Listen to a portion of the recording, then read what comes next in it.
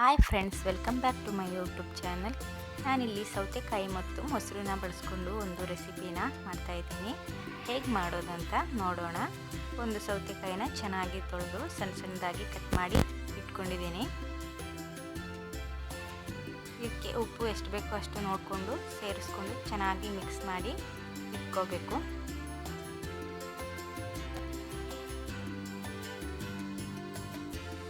ರುಬ್ಬಕ್ಕೆ ಸ್ವಲ್ಪ ಕಾಯಿ ತುರಿನ ಇಟ್ಕೊಂಡಿದ್ದೀನಿ.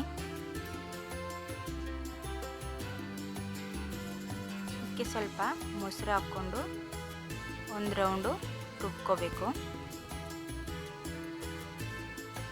ನೆಕ್ಸ್ಟು ಇದಕ್ಕೆ ಸ್ವಲ್ಪ ಸಾಸಿವೆ ಹಾಕ್ಕೊಂಡು ಇನ್ನೊಂದ್ಸರಿ ರುಬ್ಬಿ ಇಟ್ಕೋಬೇಕು.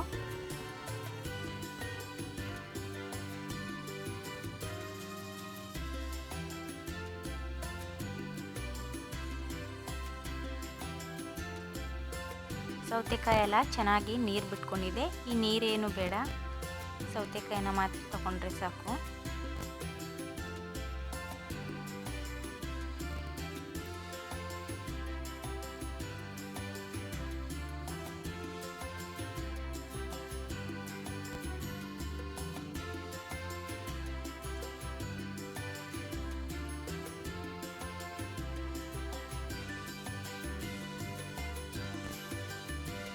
ಎಲ್ಲನೂ ತಗೊಂಡಿದ್ದಾಗಿದೆ.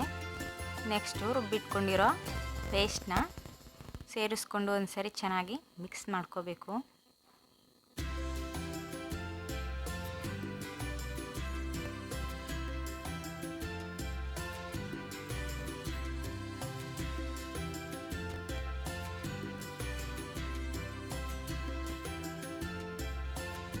ಇದಕ್ಕೊಂದು ಒಗ್ಗರಣೆ ಮಾಡ್ಕೋಬೇಕು.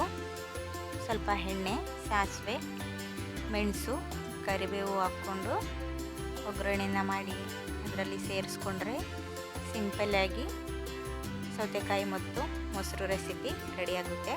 ಇದು ಅನ್ನದ ಜೊತೆಗೆ ಸೈಡ್ಸ್ ಆಗಿ ತುಂಬಾ ಚೆನ್ನಾಗಿರುತ್ತೆ.